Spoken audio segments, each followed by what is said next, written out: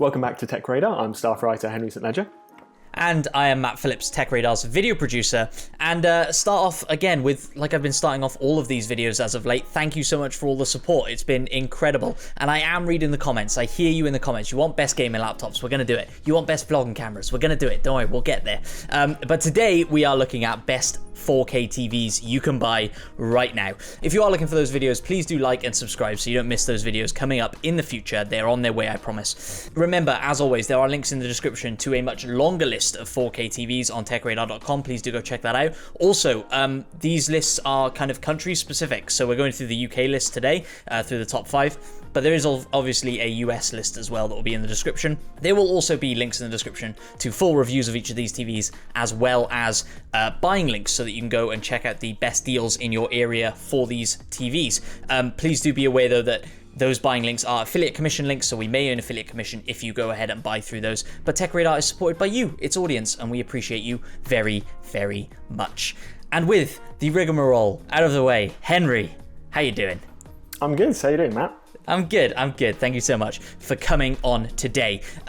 One thing I want to preface this chat we're going to have a little bit with breaking down some of the terminology that we're going to come across today, because some people out there won't know a massive amount about TVs. So obviously we're going to see the words OLED and QLED, or the anagrams, I guess I should say. Not anagrams. What's the word I'm looking for? Acronyms. Thank you very much. It took me long enough, but I got there. We're both struggling. Yeah. Acronyms. OLED and QLED are going to come up a fair bit today. So what is the difference between the two? What do they mean? Should we care? Well, OLED versus QLED won't be relevant to everyone because they really only apply to quite premium televisions. Okay. Put out by today's biggest TV makers. In short, OLED is short for organic light emitting diode, and it's a kind of premium TV technology used by LG, Panasonic, Sony, and a few others for their flagships. Whereas QLED is primarily used by Samsung for its high-end TVs. And they both have different strengths. QLED tends to be able to go a lot brighter. OLED tends to have slightly better color accuracy and an infinite contrast ratio, very deep blacks. But they're a mix of QLED and OLED in this buying guides, but they're all worth a look, really. Okay, and we'll chat more about each of them individually as we get to them.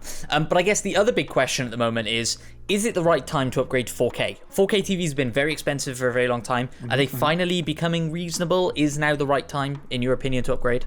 Oh, totally. If you're buying a TV in 2020, it needs to be 4K. I held on to an HD television for a long time because I was so fond of it. But I think now you're getting to the point where you can get a cheap and cheerful 4K TV or an absolutely stunning one with all the bells and whistles, but you should only really be getting an HD TV if you're getting something quite small. Sure.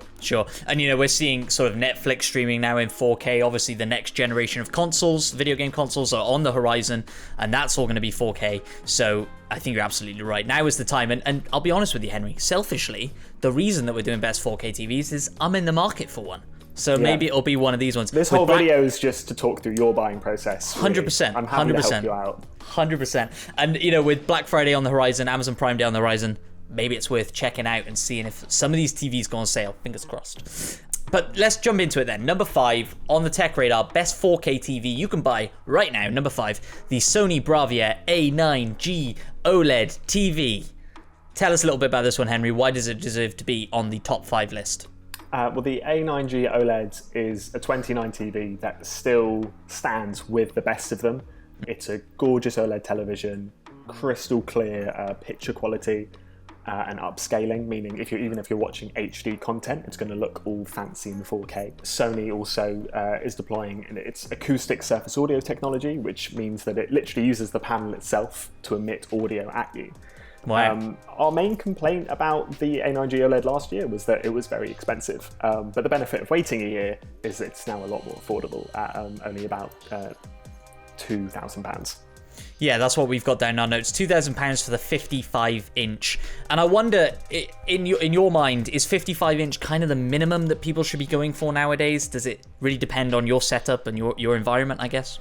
Yeah, it varies so much between homes because 55-inch is the flagship now, which means nearly every TV that comes out these days has a 55-inch model, and that's what people sort of expect you to buy. US homes tend to be a lot bigger than UK ones, so it very much depends on your setup. You know, you can get a 75-inch if you really want.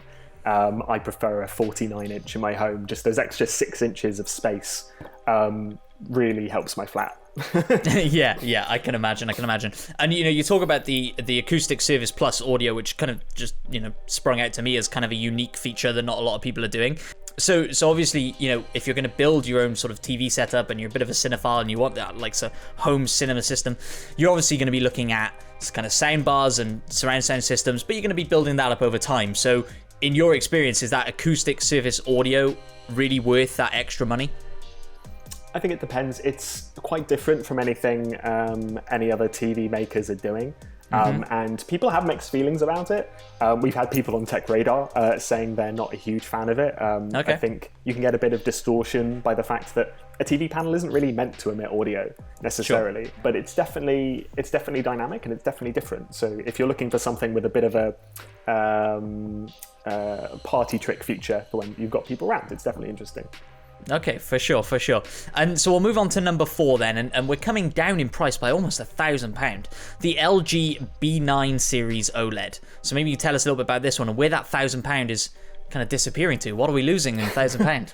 Thankfully, not too much. Good. The B series is the cheapest OLED TV that LG puts out every year, and the main cost saving is in the processor. So you're not using the A9 series processor you get on the C series, the W series, or new for 2020, the G series. And that does mean you're getting a little bit more video noise in dark scenes. It's not the latest processing, but on the whole, the color, the detail is incredible. LG has an amazing smart TV platform. And if you don't want to spend more than £1,000, the B9 is a very good decision. Yeah, absolutely. And again, this is just over £1,000 for the 55-inch, or at least that's what we've got at the moment. By the time you're watching this, it could be anything. Who knows? Who knows? Who knows indeed. But like you say, the LG are making a lot of panels out there. So is this this is the one to go for if you're very price conscious. But obviously, it's quite an old panel at this point. So are you really going to notice the difference in sort of everyday viewing? Compared to what? Compared to the newer LG screens. I know they've just come out with the C10, is that right? Yeah, so the C10 and the C9 from last year, I don't think there's going to be a huge amount of difference. There hasn't been a massive overhaul. Between the B and C series, definitely. And if you have 1,500 to spend on a C series television instead, absolutely do it. But if it's a case of getting the LG for 1,000, maybe you've got a couple hundred to spare on a soundbar, you know, it's not a bad investment. Absolutely. And we'll come on to the C10 in a little bit, actually. I've scrolled down and didn't realize it was also on the list, but there we go. But we come in at number 3 then, and this is where we kind of diverge a little bit, because this is only available in the UK, right? Or it's certainly not available in the US, the Panasonic HS1500. Yeah, you'll find Panasonic TVs in Canada and UK, Europe, Australia, but not in North America, sadly. So please just tune out or skip a minute if you're watching there. Panasonic makes really great, very cinematic televisions. They sell mastering monitors for a lot of Hollywood studios for blockbuster films. And if you're watching in 4K HDR, massive cinematic experience, you want with massive speakers attached to the television. The H1500 has front-firing Dolby Atmos speakers. You're getting top-notch audio and a lot of volume, definitely enough to annoy the neighbours if you're planning on it. Yeah, you know, it's interesting. This is obviously the most expensive TV we're talking about so far, but also the biggest 65-inch for £3,000 currently. Again, by the time you're watching this, could be different. But sort of, you know, in comparison to the ones we've just talked about, you know, that extra £1,000 is, you know, that's a decent sound system, right? So is this the one we're recommending then for sort of your proper cinephile, your proper person who's already maybe got a really nice sound system and is looking to upgrade that panel? Yeah, if you just want to watch Inception over and over again, like get this television. Fair enough. You are paying for the speaker system, and if you can still get hold of last year's GZ1500, that's going to be a similar experience for a little bit less. Something that is notable about the 2020 model is you're not getting HDMI 2.1. So if you're looking to get 4K at 120 frames per second, say from a games console. You're not going to be able to do that with the HS1500, so it's not an excellent future-proofing choice, especially for gamers. Okay, fair enough. And then, so that brings us on then, quite nicely actually, to the LG C10 series, because obviously this does have HDMI 2.1. This is probably one of the better panels to go for if you are a gamer, I'm assuming. Is that right? Yeah, LG has definitely unlocked court gamers in this year's range, especially with, they've got very low input lag compared to a lot of 4K televisions. The introduction of NVIDIA G-Sync, which means if you do want to use your TV as a gaming monitor, you're taking advantage of some nice smoothing technologies you would usually only get on PC.